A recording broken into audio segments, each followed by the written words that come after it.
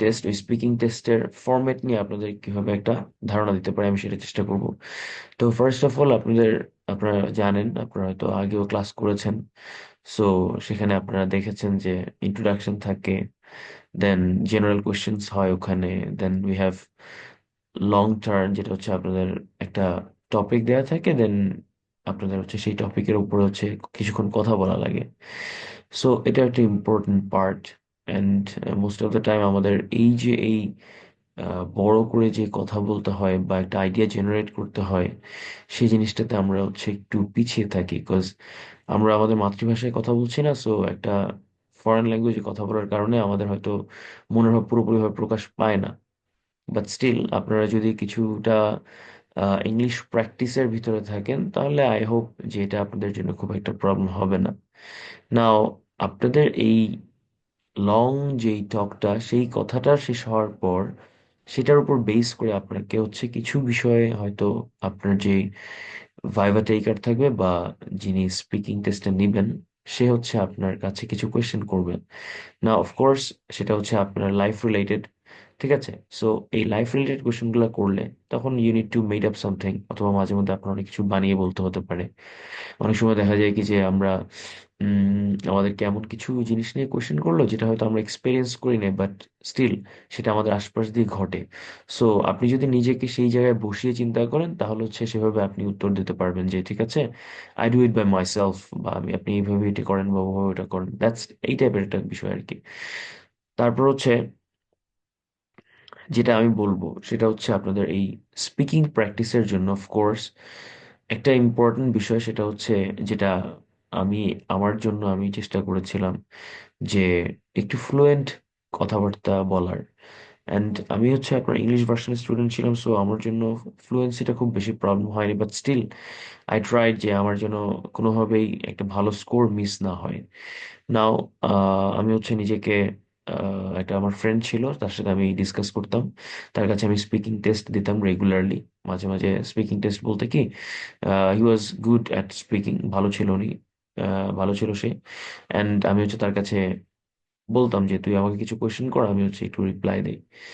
So important বিষয় হচ্ছে আপনার একে হচ্ছে ফ্লুয়েন্সি, যেটা বললাম, and then comes to the প্রোনাউন্সিয়েশনটা একটু ইম্পর্টেন্ট, কারণ আপনি যদি আপনার প্রোনাউন্সিয়েশনটা ভালোভাবে না করেন, দেন আপনার যেই স্পিকিং টেস্ট যিনি নেবেন তিনি হয়তো বুঝবেন না। হ্যাঁ, আপনার যে কথাগুলো আপনি বলছেন বা প্রোনাউন্স করছেন, বা যে কথাগুলো আপনি তার কথার প্রেক্ষিতে উত্তর দিচ্ছেন, সেটা হয়তো বুঝবে না।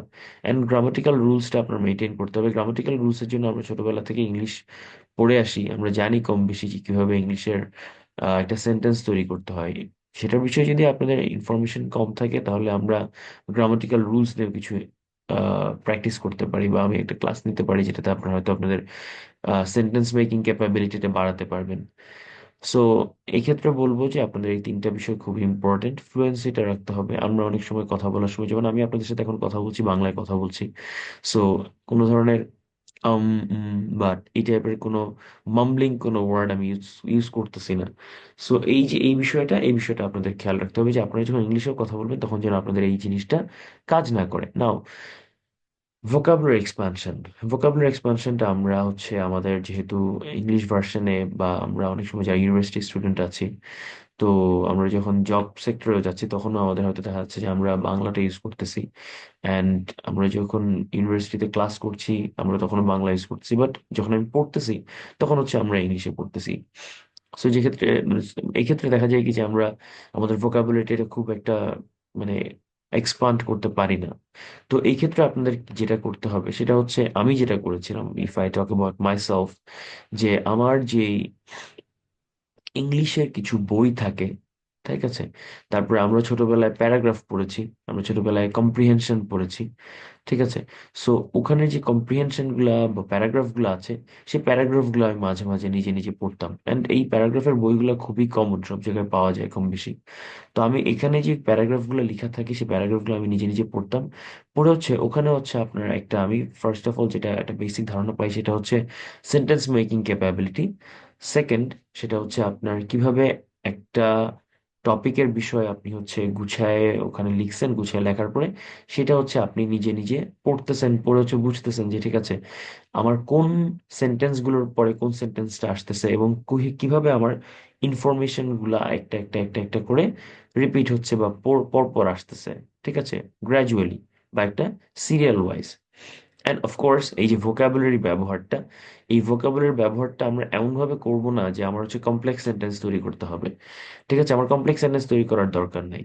আমার হচ্ছে সিম্পল সেন্টেন্স রাখতে হবে, যে আমি হচ্ছে জাস্ট জেনারেলাইজড কথাবার্তা যেগুলো আমরা নর্মালি বাংলায় যেভাবে কথা বলি সেই কথাটাকেই জাস্ট আপনি যদি ট্রান্সলেট করে ইংলিশে বলেন সেটাই হবে হচ্ছে আপনার জাস্ট এই স্পিকিং টেস্টের বেসিক। নাও একটা জিনিস আপনারা খেয়াল করবেন যে আমরা যখন বাংলায় কথা বলি সেই বাংলায় কথা বলার সময় আমাদের কিছু টোন থাকে, তাই না? একটা রিদম থাকে যে হ্যাঁ আমি হচ্ছে কথাটা এভাবে বলছি, যে ধরেন we are talking with our friends, আমাদের বন্ধু বান্ধবের সাথে আমি কথা বলছি, সো তখন হচ্ছে এক ধরনের একটা টোন তৈরি করছি আমরা। আবার we are talking with someone official, then তখন আমাদের একটা টোন তৈরি হচ্ছে।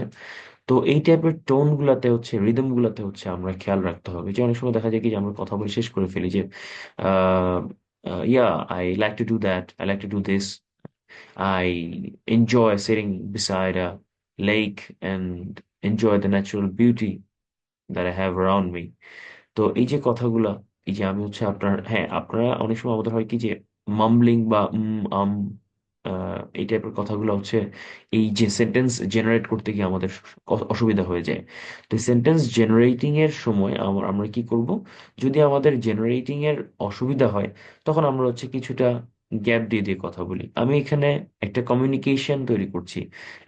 এরকম না যে আমাকে কিছু কোশ্চেন করা হচ্ছে and I need to answer that verbally, আমি হচ্ছে একেবারে মুখস্থ যে কথা বলতেছি এমন কোনো কিছুই না। আমাদের জাস্ট সিম্পলি অ্যান্সার করতে হবে। ওই সিম্পলি অ্যান্সার করার জন্য আমাদের যেটা বেসিক সেটা হচ্ছে আমার কথা বলতে হবে, প্রোনাউন্স করতে হবে পরিষ্কারভাবে। আমি কথা বলতে পারছি না বা আমার জেনারেট হচ্ছে না sentence, we give a full stop, আমি একটু ফুল স্টপ দিয়ে দিয়ে আস্তে আস্তে কথা বলি, আমার কোনো তাড়াহুড়া নাই এই জায়গার মধ্যে। এই জিনিসটা খেয়াল রাখতে হবে। হ্যাঁ, বাট দ্যাটস নট অ্যাবাউট যে আপনি যখন 1 মিনিট 2 মিনিটস পাচ্ছেন কথা বলার জন্য সেখানে না, আবার সেখানে যদি আপনি অতিরিক্ত স্টপেজ দিয়ে ফেলেন then you will get your time reduced, আপনাদের সময় কমে আসবে। অ্যান্ড এই সময় কমে আসার কারণে আপনারা হয়তো আপনাদের পুরোপুরি মনের ভাবটা প্রকাশ করে বলতে পারবেন না, বা যেটা আপনি বলতে চাচ্ছেন বা যেটার কারণে হয়তো আপনার মার্কস ইনক্রিজ করতো সেটা হয়তো হবে না।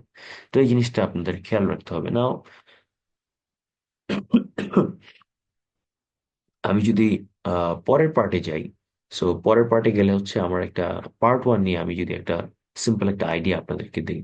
তো সিম্পল আইডিয়াটা কি? পার্ট 1 এর ক্ষেত্রে সেটা হচ্ছে যে কিছু জেনারেল কোশ্চেন আমাদেরকে করা হয়, তাই না? তো জেনারেল কোশ্চেন গুলো কি কি আপনারা ইতিমধ্যে হয়তো ইউটিউবে দেখতে পারেন। হ্যাঁ, ইউটিউবে অনেক সময় দেখা যায় যে কোশ্চেন গুলো কি কি হয়, অথবা হচ্ছে কিছু মডিউল থাকে যে আপনার সামনে একজন স্টুডেন্ট বসে আছে, তাকে হচ্ছে কিছু কোশ্চেন করা হচ্ছে। সো পার্ট 1-এ যে জিনিসটা খেয়াল রাখা হয় সেটা হচ্ছে যে অ্যান্সারিং ইন শর্ট, ঠিক আছে, কিছুটা শর্টলি অ্যান্সার করার কথা বলা আছে, ঠিক আছে। তো এই শর্টলি অ্যান্সারটা কিভাবে করবেন? যেমন ধরেন যে আপনাকে আপনার বিষয়ে জিজ্ঞেস করলো, ঠিক আছে, আমাকে করলো যে ওয়ার ডু ইউ লিভ। হ্যাঁ, তো দেখা যাচ্ছে যে আপনি হয়তো আপনার জব সেক্টরে আছেন অথবা আপনি আপনার এডুকেশন সেক্টরে আছেন। তো দেখা যাচ্ছে যে আপনি হয়তো ঢাকায় আছেন বাট আপনার গ্রামের বাড়ি কুমিল্লায়, বা আপনার গ্রামের বাড়ি চাঁদপুরে, বা আপনার গ্রামের বাড়ি চিটাগাংয়ে, আর সামওয়্যার এলস, রংপুর, রাজশাহী, যে কোনো জায়গায় হতে পারে। তো সেক্ষেত্রে আপনি কি বলবেন? সেক্ষেত্রে আপনি কিছুটা এক্সপান্ডেড অবস্থায় বাট মোটামুটি এটা শর্টলি অ্যান্সার করবেন যে I live here in Dhaka for my education purpose, but my home town is in Rajshahi. Okay, এই যে একটা answer, just you are telling him, বা আপনি সেই ইনফরমেশনটা তাকে দিচ্ছেন যে আপনি যেন, আপনার কাছে যেন এই যে আমরা যেই মানে আপনি যে কথাটা বলতেছেন এই কথাটা যেন তার কাছে পুরোপুরি বোধগম্য হয়, ঠিক আছে, সে যেন বুঝতে পারে যে না, you are giving me the whole information, not that যে আপনি কোথায় থাকেন, কোন জায়গায় আছেন, কোথায় কি হচ্ছে না হচ্ছে, যেন মানে এক্সপান্ডেড অবস্থায় কোনো কিছু এক্সপান্ড করে কোনো কিছু বলার দরকার নেই, ঠিক আছে। হ্যাঁ, you can tell that I am having my MSc, or I'm completing my master's here, অথবা I'm completing my bachelor's here. That's why I'm staying here in Dhaka, for my educational purpose. And but my hometown is in Rajshahi, but my hometown is in Rangpur, but my hometown is in Kumilla. That's it. এই টাইপের answer গুলো করা যায়। So এগুলো হচ্ছে আপনাদের basic. এরপর হচ্ছে আপনার একটা জিনিস কি করি আমরা, যে আমাদের এই টেস্ট ভালো করার জন্য আমরা আহ কোনো একটা মডিউল দেখে আমরা হচ্ছে অ্যান্সার কিছুটা কম মুখস্থ করার চেষ্টা করি। ঠিক আছে, মুখস্থ জিনিসটা খুবই খারাপ। ঠিক আছে, এটা হচ্ছে আপনার আপনার যে ভাইভা টেকার, সেই ভাইভা টেকারের কাছে হচ্ছে এটা একটা ব্যাড ইমপ্রেশন তৈরি করে। And আপনাকে আমি আগে একটা কথা বলেছিলাম আপনাদেরকে যে ধরেন রিদমটা খেয়াল রাখার জন্য।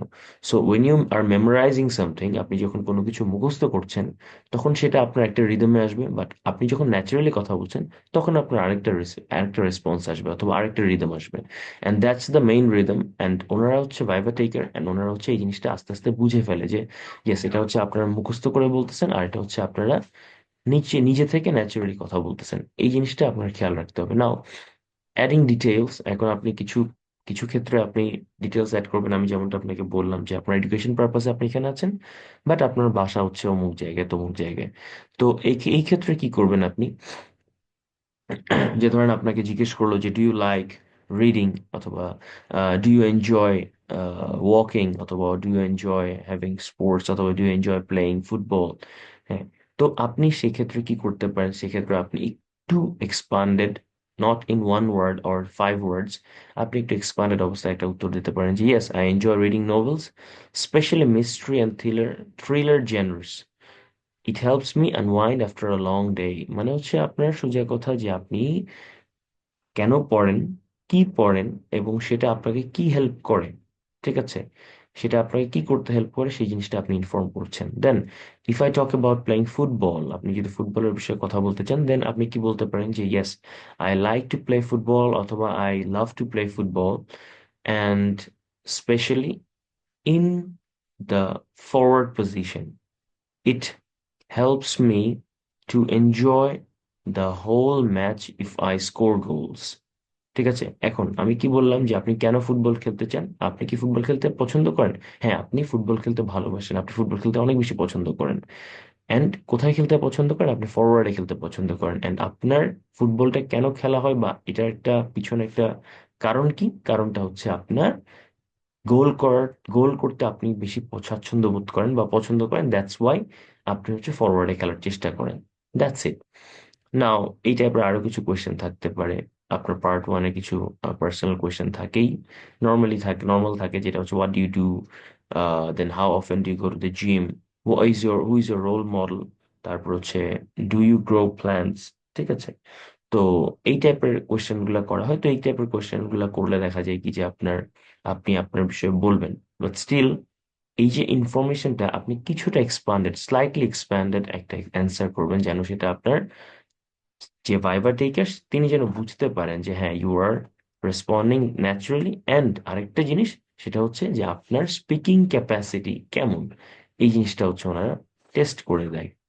তো এই জিনিসগুলো হচ্ছে আপনারা ট্রাই করতে পারেন। And now if I talk about myself, যে আমার স্পিকিং টেস্টের সময় আমি কিভাবে রেসপন্ড করেছি। সো আই ওয়াজ আস্কড যে ওয়ার ডু ইউ লিভ। তো আমি খুব ন্যাচারালি অ্যান্সার করেছি যে I am living in Sylhet, it's a district in Chittagong in it's a district in Bangladesh, and but my hometown is in Chittagong. My parents live there, but as I'm completing my education, I'm completing my MSc here. That's why I am staying here. After completing it, inshallah, I will move to somewhere else. ঠিক আছে, that's it. শেষ, আমার answer শেষ। Then she asked me, আমার যে বায়োটেকার ছিলেন তিনি আমাকে আবার কোয়েশ্চেন করলেন যে okay, so what do you like about your campus, যে আপনি আপনার ক্যাম্পাসের সবচেয়ে পছন্দনীয় জিনিসটা কি আপনার। Then I have answered that যে when we enter our campus we have a 1 kilometer road which is surrounded by trees and lake on both sides. I enjoy walking on it and reaching my class. তো এই যে বিষয়টা এখানে আমি just inform করেছি যে আমার ইউনিভার্সিটির অ্যারেনাতে আমার একটা 1 কিলোমিটার একটা রোড আছে, যে 1 কিলোমিটার রোডটাতে আমরা হাঁটতে পছন্দ করি। অ্যান্ড স্পেশালি সকালবেলা আমরা হেঁটে ক্লাস পর্যন্ত যেতে পছন্দ করি। অ্যান্ড এটা হচ্ছে খুবই রিফ্রেশিং, কারণ আশপাশ দিয়ে হচ্ছে আপনার লেক আছে, গাছপালা আছে। সো এই যে আমি হচ্ছে আমার স্পিকিং ক্যাপাবিলিটিটা তার কাছে তুলে ধরলাম। তো এটাই হচ্ছে আপনাদের মোটামুটি পার্ট 1-এ অ্যান্সার করার কিছু বেসিক ক্রাইটেরিয়া। তো হোপসো আপনারা জিনিসগুলোকে আপনাদের ভিতরে নিয়ে নেবেন, অ্যান্ড আই থিঙ্ক আপনারা নিলে হয়তো এই জিনিসটা আপনারা যদি একটু নিজের মতো করে প্র্যাকটিস করেন, দেন আই থিঙ্ক আপনাদের ভোকাবুলারি ইনক্রিজ করবেন, আপনারা আস্তে আস্তে মানে ইয়াও করতে পারবেন, মানে বুঝবেন যে কিভাবে আপনাদের কথাগুলা আপনারা গুছিয়ে বলতে পারবেন। So I hope this will help you a lot.